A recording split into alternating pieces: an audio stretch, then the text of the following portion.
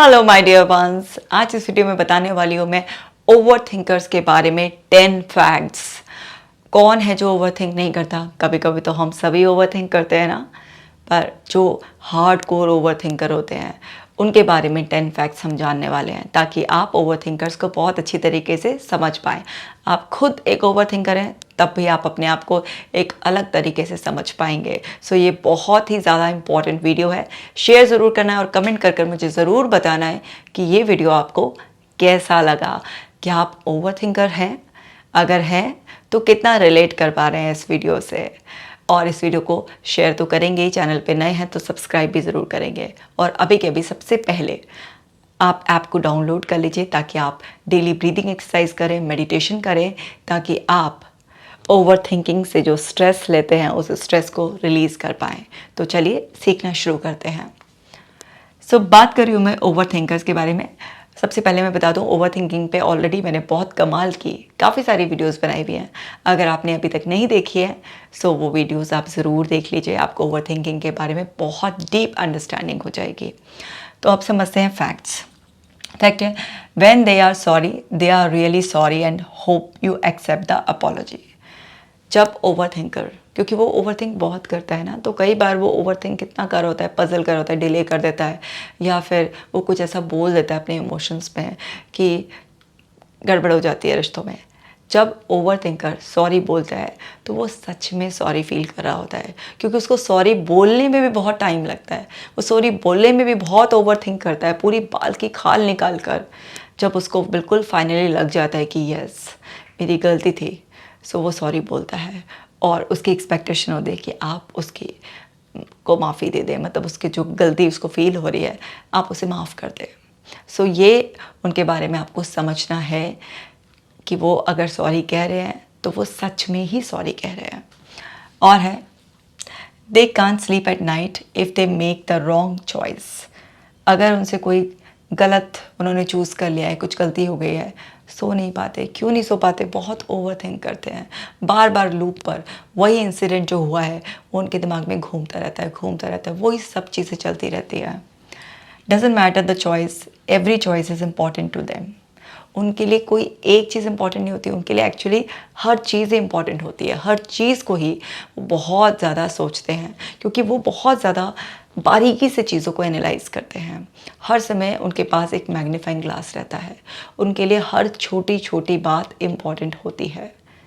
अब क्योंकि हर चीज़ उनके लिए बहुत इंपॉर्टेंट होती है तो ये मैटर नहीं कि ये इवेंट है या वो इवेंट है।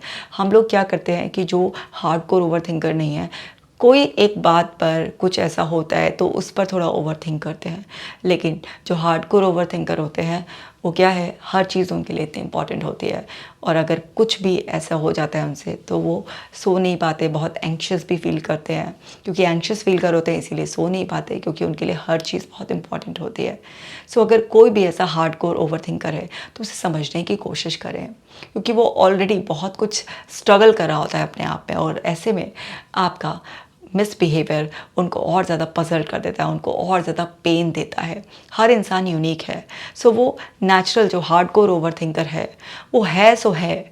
वो धीरे धीरे अपने इस ओवर थिंकिंग पैटर्न को थोड़ा बैलेंस कर सकता है, बट ये उसके हाथ में भी नहीं होता। वो नेचुरली बहुत ज़्यादा ऐसा करते हैं। कुछ लोग होते ही हैं जो बहुत ज़्यादा ओवर थिंक करते हैं, तो उनको अगर हम थोड़ा सा एम्पैथेटिक वे में ट्रीट करेंगे तो ये उनके लिए बहुत अच्छा होगा।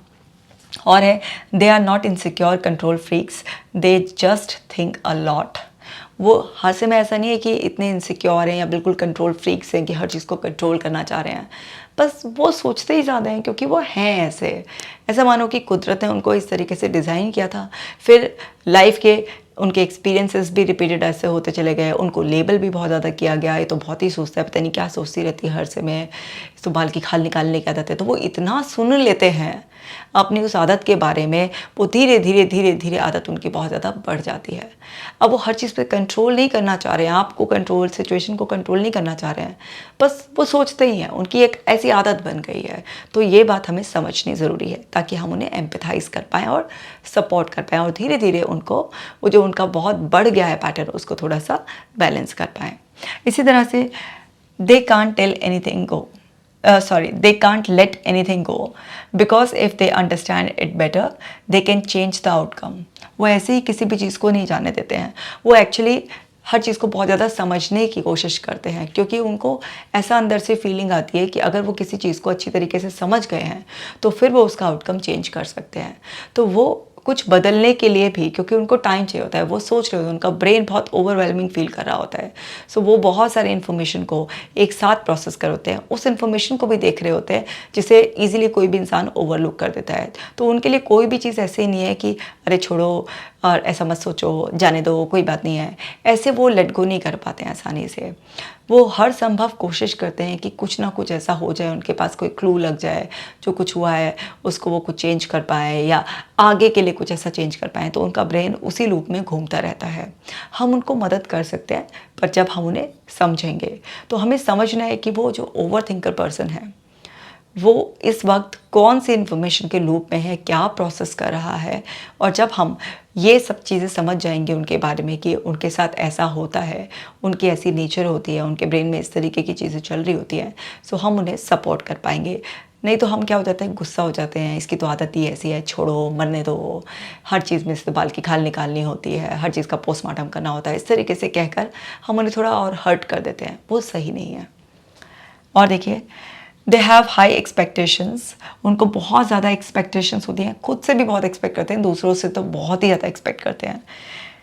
दे are very hard on themselves and accept a lot from others. मैंने बताया ना, खुद पे भी और दूसरों पे भी बहुत ज़्यादा वो करते हैं.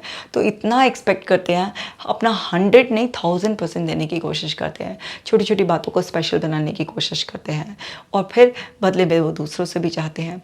दूसरों की भी छोटी छोटी बातों को, उनके फेशियल एक्सप्रेशंस को, उन्होंने कैसा वर्ड टोन कैसा यूज़ किया, उन्होंने जो प्रॉमिस किए थे, जो भी कुछ कमिटमेंट थे, उन्हें पूरे किए नहीं किए, सब कुछ बहुत ज़्यादा बारीकी से देखते हैं, बहुत ज़्यादा ध्यान रखते हैं इस बात का. सो कोई इंसान अगर इतनी छोटी छोटी बातों का भी इतना ज़्यादा ध्यान रख रहा है तो सोचिए ना, उसका दिमाग हर समय एक ओवरवेलमिंग जोन में है. तो अब ऐसा नहीं होता कि ये हर समय इसी लूप में रहते हैं तो ये कुछ काम धाम नहीं कर पाते, कुछ नहीं. बट ये कुछ भी कर रहे हो, आपसे बात कर रहे हो, अपना काम कर रहे हो, ये बहुत ज़्यादा माइनर डिटेल्स को नोटिस करते हैं, और इनके लिए कोई भी चीज़ ऐसी टेकन फॉर ग्रांटेड लेने वाली नहीं होती है. हर चीज़ ही इनके लिए बहुत ही ज़्यादा स्पेशल होती है. अगर ऐसे ओवर थिंकर्स को, जो हार्ड कोर ओवर थिंकर्स होते हैं, इनको समझ लिया जाए और इन्हें उस तरीके से ट्रीट किया जाए जैसे ये होते हैं, सो इनसे बढ़िया कोई सपोर्ट करने वाला, इनसे बढ़िया कोई साथी नहीं होता. लेकिन अगर इसको मिसअंडरस्टैंड कर लिया जाए तो फिर ये बहुत मैस भी फैला देते हैं ज़िंदगी में. कई बार इतनी तबाही मचाते हैं क्योंकि इनके पास वो डिटेल भी होती है जिसे आप बोलकर भूल गए, आपको कुछ याद ही नहीं है. तो ये ऐसी ऐसी बातें भी आपको याद दिलाएंगे कि बस आपका भी दिमाग का दही हो जाएगा पूरी तरीके से, क्योंकि आपने तो कभी सोचा भी नहीं था कि इन बातों पर भी कोई ध्यान देता है. सो ओवर थिंकर के साथ डील करना बहुत ही ज़्यादा टफ हो जाता है कई बार, क्योंकि mostly hard core over thinker highly sensitive भी होते हैं, क्योंकि इनके लिए हर चीज़ ही बहुत स्पेशल होती है. सो ऐसे लोगों के साथ कभी कभी थोड़ा बातचीत करना, रहना स्ट्रगल भी हो जाता है, पर अगर इन्हें अच्छी तरीके से समझ लिया जाए सो इनके साथ बहुत अच्छा बॉन्ड भी बनाया जा सकता है. और समझते हैं और क्या है, और है दे आर इनडिसिसिव. ये डिसीजन इतनी आसानी से नहीं ले पाते. क्यों? क्योंकि सोचते बहुत ज़्यादा है ना, हर चीज़ का इफ़ एंड बट, इसमें ये बुरा लग गया तो, ये नुकसान हो गया तो वो उधेड़ बुन उनके दिमाग में चली रहती है. तो ये इतना जल्दी डिसीजन नहीं ले पाते, बहुत ही डाइसी से, इनडिसिसिव से रहेंगे, लोगों को सलाह करेंगे, बड़े सारे पहलुओं पर सोचेंगे. But once they decide you can't change their mind. लेकिन एक बार ये डिसाइड कर लेते हैं फिर इनका माइंड चेंज करना आसान नहीं होता, क्योंकि बाल की खाल निकाल कर इतना मैग्नीफाइंग ग्लास से देख कर इन्होंने सोचा होता है. तो फिर इनके अंदर जब वो डिसीजन ले लेते हैं तो बड़ा ही कॉन्फिडेंस आता है कि अब ये पक्के हैं, क्योंकि इनसे ज़्यादा तो रिसर्च किसी ने नहीं की होती ना, फिर ये इसलिए अड़ जाते हैं. सो ओवर थिंकर को टाइम तो लगेगा कुछ डिसाइड करने में, लेकिन जब वो डिसाइड कर लेगा तो उसके अंदर डिटर्मिनेशन भी कमाल की होगी, रिजिडिटी भी कमाल की होगी, क्योंकि उसको इतना अल्टीमेट कॉन्फिडेंस होगा कि भाई मेरे से ज़्यादा रिसर्च बाल खाल तो किसी ने निकाली ही नहीं होगी. सो ऐसे लोगों के साथ अगर आप वर्क एनवायरनमेंट में हैं तो उनको सफिशिएंट टाइम देना होता है हमें, क्योंकि वो अपना टाइम लेते ही लेते हैं किसी भी फाइनल कंक्लूजन पर पहुंचने से पहले. आप ऐसा नहीं है कि एकदम से उनको हड़बड़ी में कोई भी काम दे देंगे और वो एकदम से ऐसा कर लेंगे, नहीं, उनको अपना टाइम चाहिए ही होता है. It's really difficult for them to live in the moment. Present moment में नहीं रह पाते हैं, हर समय ब्रेन में इंफॉर्मेशन चलती रहती है ना, they always worry about what's going to happen next, क्या होने वाला है। उनका दिमाग हर चीज़ में उसमें आगे, बहुत आगे की ही सोचता है उनका दिमाग, और कई बार अटकने को तो पास्ट में भी अटक जाते हैं, तो प्रेजेंट में नहीं रहते, मोस्टली आगे का सोचते रहते हैं।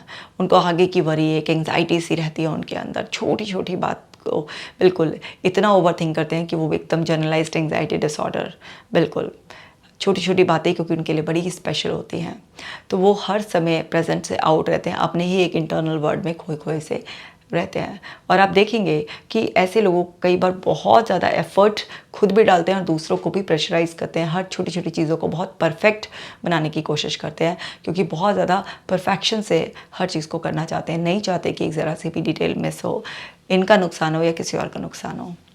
इसी तरह से they always try to be on time and prepared and usually more than one alarm set. हर समय इनको ये रहता है कि सब चीज़ें टाइम पे होनी चाहिए, एकदम प्रिपेयर्ड होना चाहिए, लेकिन इनके दिमाग में क्या होता है कि इतना कुछ चल रहा होता है एक बार में, एक नहीं दसियों डायरेक्शन में इनका दिमाग चल रहा होता है, क्योंकि हार्ड कोर ओवर थिंकर है ना, जनरलाइज्ड वे में ओवर थिंकिंग करते हैं।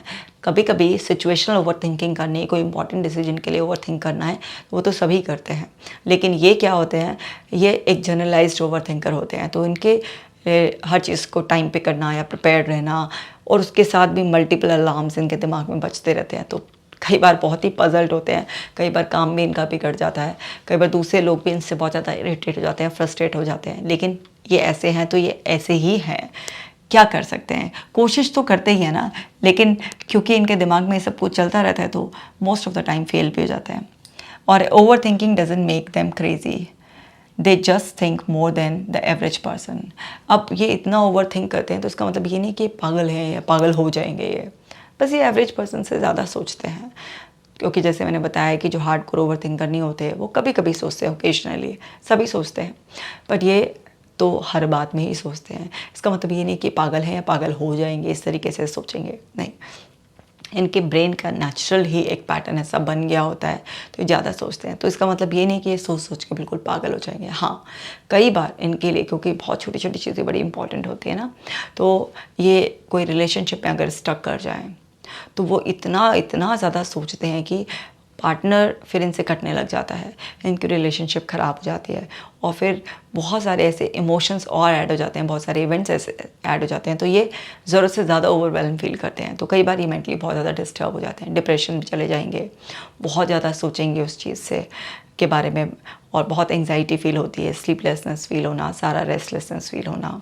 पास्ट की बात कोई इनके दिमाग में अटक जाएगी तो उससे बाहर निकलने में, क्योंकि बहुत ज़्यादा उसने ऐसा क्यों किया था, तब ऐसा क्यों हुआ था, मैंने ऐसा क्यों नहीं किया था, बहुत कुछ इनके दिमाग में चलता है, छोटी छोटी सी बातें भी इनके दिमाग में चलती रहती हैं। तो वो जब एक्सट्रीम किसी ऐसे लूप में चले जाते हैं या 2-4 इवेंट्स एक साथ हो जाए, इनकी ओवरवेलमिंग फील करें, तब इनकी मेंटल हेल्थ इस तरह से बहुत डिस्टर्ब होने का रिस्क रहता है। अदरवाइज़ कोई बहुत ज़्यादा सोचने का आदी है तो उसका मतलब ये नहीं कि वो पागल है या पागल ऐसे हो जाएगा। इसी तरह से they know relationship can be challenging, जानते हैं इनकी रिलेशनशिप चैलेंजिंग होती है और हो सकती है, as they put added meaning behind everything said to them. कुछ भी इन्हें कहा जाए उसके पीछे का इनके बहुत सारे मतलब है ना, कि टोन ऐसी नहीं थी, ये क्यों कहा वर्ड, इसका क्या मतलब था, नहीं इसका मतलब तो यही होता है, कई बार अपनी भी मीनिंग निकाल लेते हैं।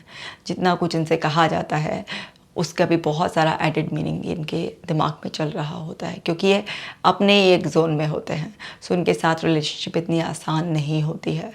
मतलब घर वाले भी इनसे बहुत परेशान हो जाते हैं। ऐसे मेरे कई सारे क्लाइंट्स हैं जिनके साथ मुझे भी इतना संभल कर बोलना होता है, अपनी टोन का भी, अपने एक्सप्रेशंस का भी, अपने वर्ड्स का भी बहुत खास ख्याल रखना होता है। पता नहीं कौन सी चीज़ उनको ऑफ कर दे उस टाइम पर।